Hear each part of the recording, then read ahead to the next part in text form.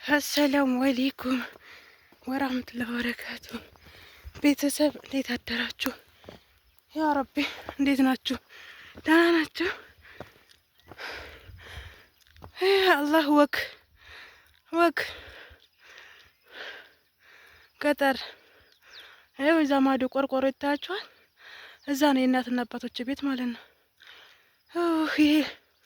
ይሄ ነጭ ጤፍ ምናምን ይሄ ማለት የሆነ አዝመራ ያለበት የሚመስለው ይሄ ነጭ ምናምን። ከዛ ቀጥሎ የሆነ ቆርቆሮ አለች እዛ ባህር ዛፍ ውስጥ።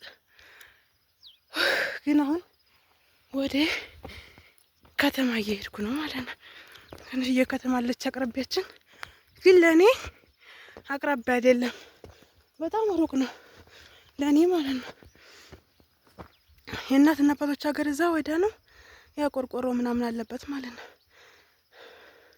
እታቸዋል እዛ ጥግ ላይ ቆርቆሮ ያ ነው የእናትና አባቴ ቤት ማለት ነው። ግን የ15 ደቂቃ መንገድ አለች ከተማ። ወየው እዛ እየሄድኩ ነው ወላሂ በጣም ነው የሚያደክመው። ያ ረቢ ያ አላህ አሁን እዚህ ረሚ ከስቢ ቢሉኝ ወላሂ አልችልም ማለት እረስቸዋለሁኝ። እንዴት እንዳላደግኩበት እንዴት እንዳልሆንኩበት ምናምን አላህ የትምህርት ቤት ትዝታዬ የትምህርት ቤት በዚህ ነበር የምመላለሰው፣ የምናራገጠው፣ የምንሯሯጠው በዚህ ነበር። አሁን ግን በቃ እርሻ ሆኗል ምናምን። መንገዱን እየኮረኮሙ እያረሱት ነው፣ መንገዱን እያጣበቡት ነው።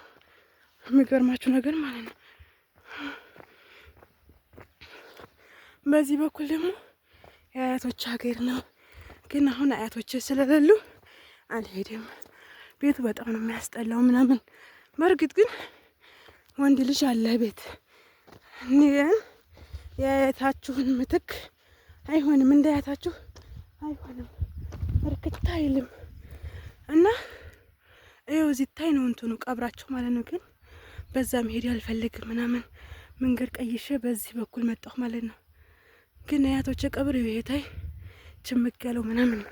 በዛ መሄድ አልፈልግም። ገባችሁ? እና የዙሪያ ብዬ ነው የመጣሁት። መንገዱን አርሰውት ጥብብብ ብሏል ወላሂ። የዛሬ ስንት ዓመት ያ አላህ። እና ቤተሰብ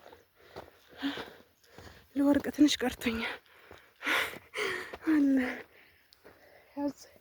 አብዛኞቻችን የገጠር ልጅ ነን መቼም። ያኔ የውጭ ሀገር ሄደን ምናምን ሰርተን ከተማ እንሰራለን እንጂ ያደግነው ምናምን ስደት እስትንሄድ ድረስ ወይም ደግሞ ትዳር እስትንይዝ ድረስ እናትና አባቶቻችን ጋር ነበር። እኔ አሁን ትምህርቴን 10ኛ ክፍል አቋረጥኩ፣ ስደት ሄድኩኝ። ከስደት መልስ መጣሁ፣ አገባሁ ማለት ነው። እና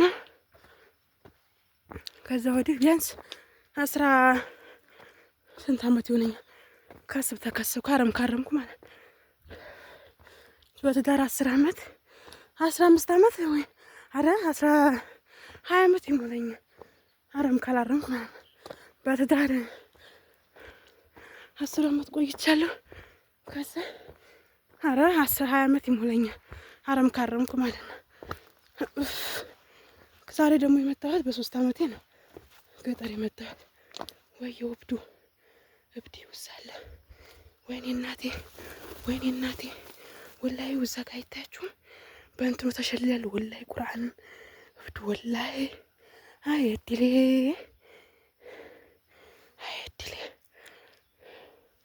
እብድ ወላሂ ላዚም